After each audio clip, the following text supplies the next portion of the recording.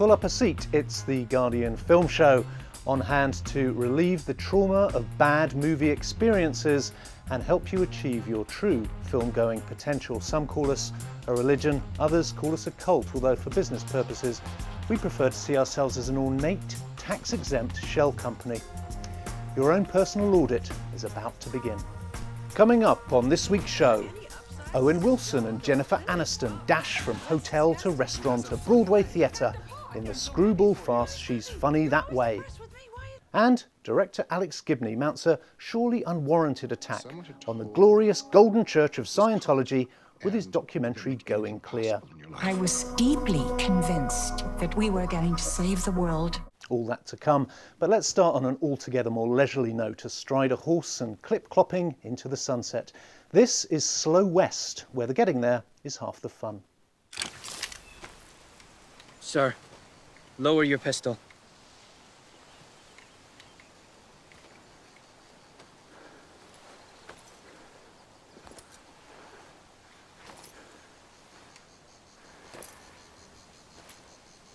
Hey.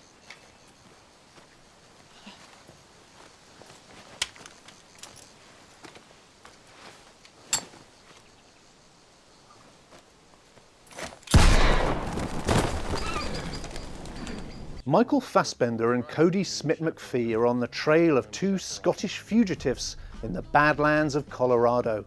McPhee is driven by love, Fassbender by money. Both look likely to come a cropper amid the sagebrush and cornfields of the rolling Midwest. Proud and honoured to be joined by Peter Bradshaw and Catherine Short. Peter, the tropes of the Western genre are so embedded in cinema's DNA that it's very hard to find a way to arrange them in a way that's kind of fresh. And yet I kind of think this did. I think it did. I can't really put my finger on anything particularly new that it's doing. It has one outrageous but brilliantly managed digression of the sort that I think the great master Tarantino himself would have been proud to have done. I thought this was absolutely great. I was really put off by a couple of things. Firstly, it's got a terrible poster. It's got one of the worst posters I think I've seen recently for any new commercial. Judge a film by its poster. I shouldn't judge a film by its poster. The other thing is I heard a lot of very heart-sinking stories about, this brings a European sensibility to the Western, which always makes me think, it's code for boring. Boring, it's boring, notorious, European, and the word mesmerising. Boring, but not a bit of it. I found this absolutely drum tight. It's got a running time, a very tight little running time of about 85 minutes.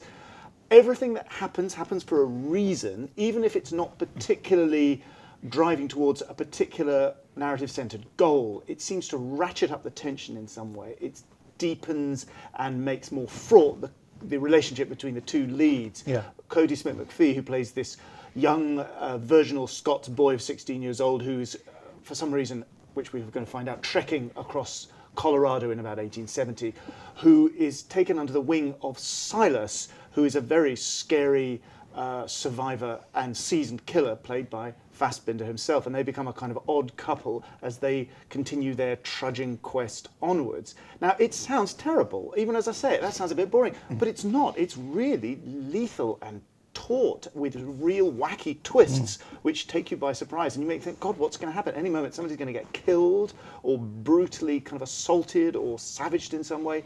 I thought it was absolutely great. It's got a nicely kind of absurd quality too, as well, hasn't it? There's sort of figures in the landscape and they're kind of popping up, and there's odd images, like there's a washing line strung between the two horses, and the lumberjack who's kind of been bisected by a tree that comes down. So it's full of all these kind of visual moments as well. It is, but I don't really like quirky cameos and absurd moments and visual, gags and Tarantino really and westerns. And yet I really like this. I mean, it has moments of absurdity and surrealism and mesmerising European sensibility, imposed. But it's also just, as you say, a brilliant film. Ever so taut, ever so neat, ever so gripping, and I'm not sure that I saw it a little while ago, in fact, but whether or not everything does happen for a reason, I'm surprised by, really, because it felt a strange mix of sort of whip crack thin and incredibly kind of relaxed and sort of friendly and fun. Well, when I say a reason, I didn't mean to say that it kind of creates some sort of narrative thing, but it felt like it was delivering a kind of punch every time, and I never felt bored. I suddenly felt, well, now where are we going now? When he gets drunk on absinthe, gets lost, and wanders onto somebody else's sort of encampment. And I thought, wow, that's incredible. And then we get involved in this bizarre digression about the nature of celebrity and wanted posters. Absolutely brilliant. I mean, if anything in Tarantino's forthcoming Hateful Eight is as good as that, I'll be very well pleased. The trees are moving.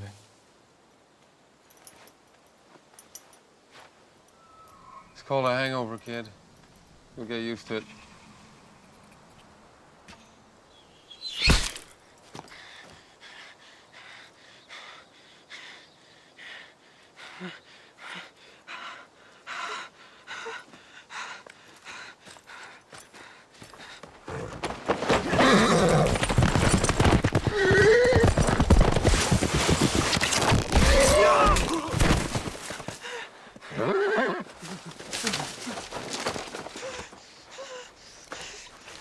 Nice catch.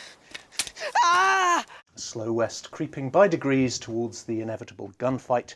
We now turn our attention to Going Clear, Alex Gibney's provocative account of the curious relationship between Tom Cruise, L. Ron Hubbard, and the great alien overlord Xenu, at least one of whom may not actually exist.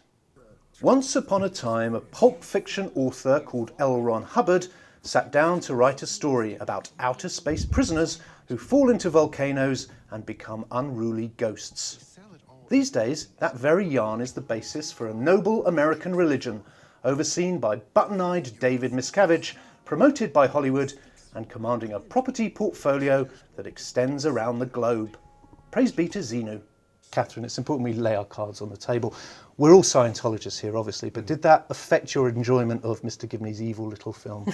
No, it made it more enjoyable because Hollywood trades in fairy tales and stories and malicious lies, crazy stuff.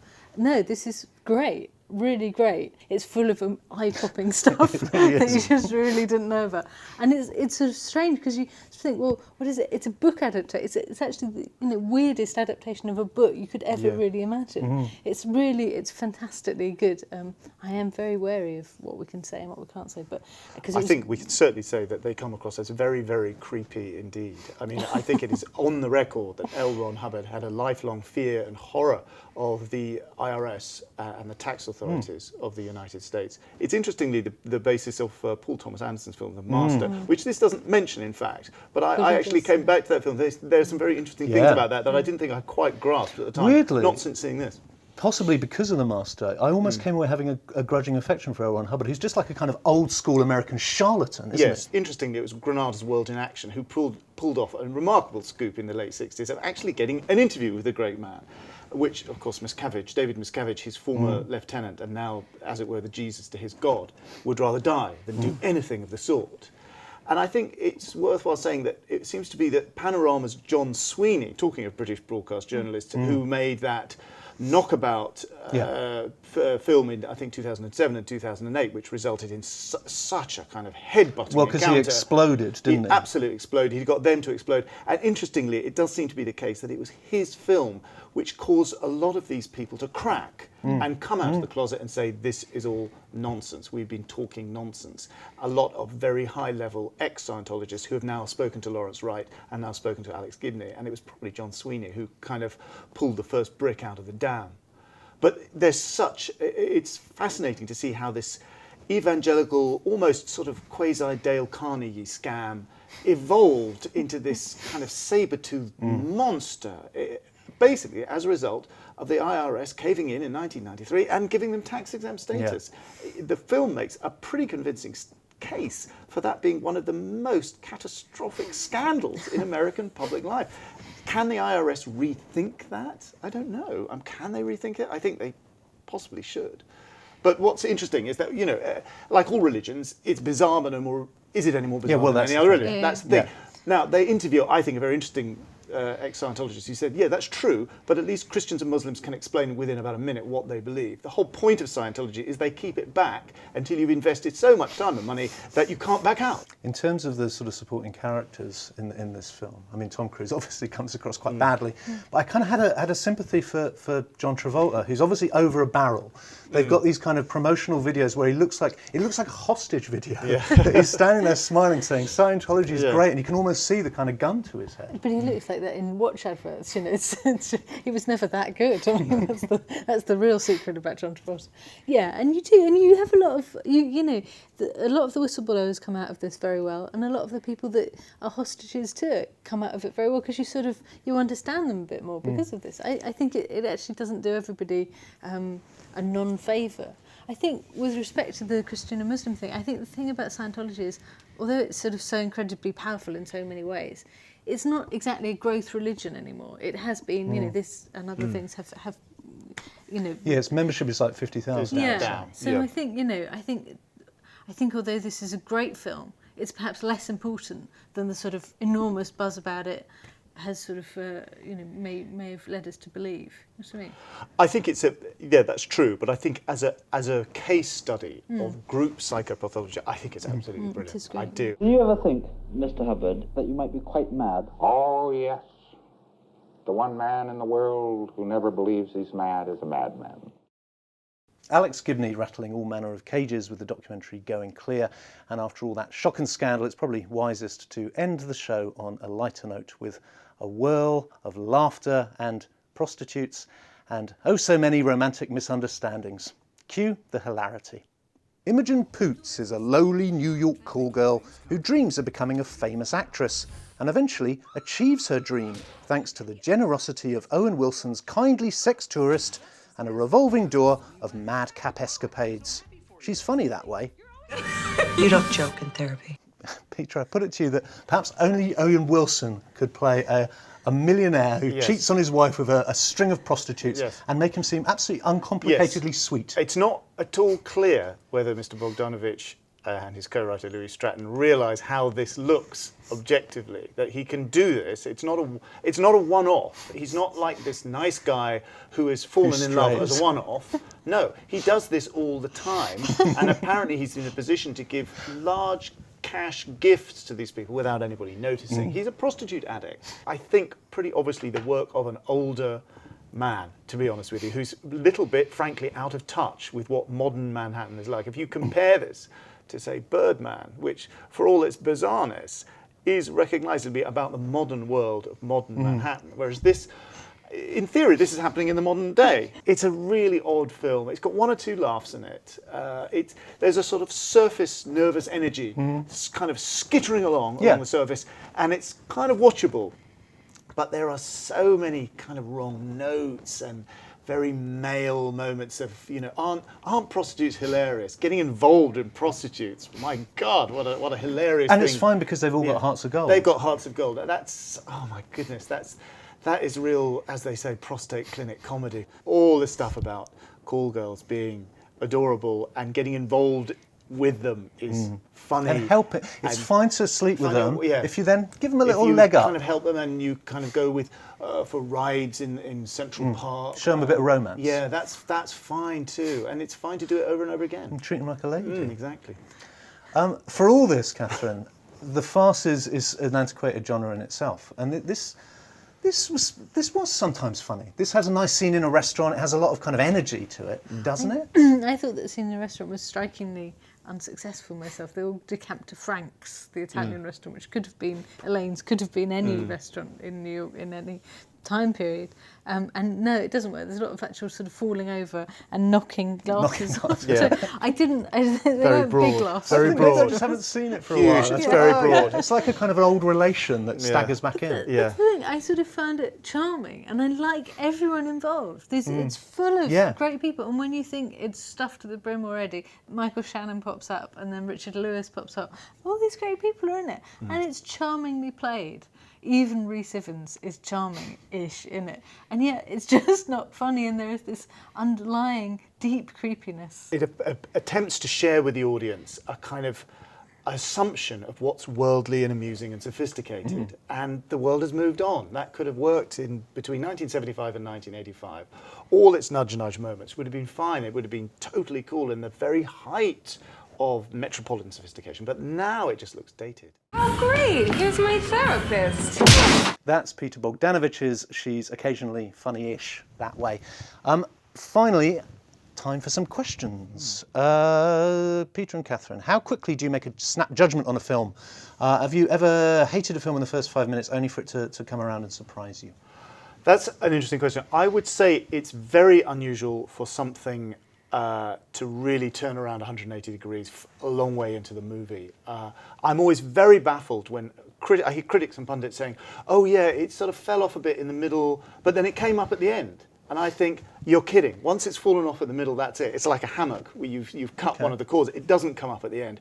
However, I will say this. There's a film by Ian Softley called The Skeleton Key, which is a kind of creepy supernatural mystery, which I wasn't sure about. I didn't dislike it. I didn't like it. I was sort of whelmed by it. But then it comes up with a great surprise ending. So I would say, yes, it is possible, but it's very rare. Catherine, what do you reckon? Yeah, I think it's rare. I think you can go into a film assuming you'll hate it or assuming you'll like it, but that's quite different, of course. Yeah, I mean, essentially your gut is usually what you think of it. In the first 5 minutes? 10, 15, probably, was the credits, you know. But I disagree with Peter that if a film sags, then it can't come back again. I mean, I rewatched Barton Fink a few weeks ago. That's a classic hammock film. It does pronouncedly sag in the middle, or like at little bits, like around your shoulders and knees, and then it comes back up again. But surely almost every film sags at some Slow West point. doesn't. No, Slow West doesn't, but it's 84 minutes. Yeah, that's why it's good. There should be more 84-minute films. And is there a difference, do you think, between film and TV acting? Yeah, by and large, I think there is. I think television acting is about hitting your marks, hitting your lines, delivering the sense, and being ready to do it over and over and over again for about a dozen or 16 takes until you've got the scene right.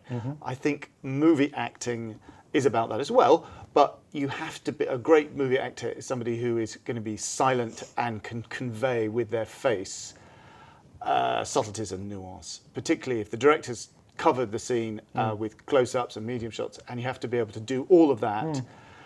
And you have to have a sense of where the camera is all the time. I think film actors more than television actors have that sense of somehow almost instinctively playing to the camera. Whereas teleactors, if you're doing Casualty every week, you don't have to have that sense. It's more like being in rep, frankly. You have to have a sense of the people who you're playing opposite, and you have to crack on with the sense and the lines and hit your mark on all those things. So that's what I think. Are those distinctions blurring, though? I mean, there's been lots of talk about this kind of cross-pollination between film and TV now. You think, wouldn't you? But then you see something like Spooks, the movie, and you think, yeah, not see, so much. that I think is an example of teleacting. Yeah, massive. And not very good teleacting. I mean, teleacting can be great, but and teledirection as well. That's the other thing, is that they leave them too long in scenes. They leave them sort of waiting for the commercial break. Yeah, exactly. But I mean, somebody like Kit Harington, who obviously does both, is quite a good film actor as well as being quite a good teleactor. And he was the one that sort of, you didn't kind of cringe all the time he was on screen in Spooks, whereas the rest of it was sort of hootingly poor. Okay, so we've blundered from the prairie to the church to the 5-star hotel bedroom. High time for a lie down. My thanks to Peter and Catherine. Next week, we shall be coming to you as live from London's Prince Charles Cinema with guests including director Asif Kapadia. Buy a ticket, come on down. It'll be like a revival meeting. Peter might levitate. See you there.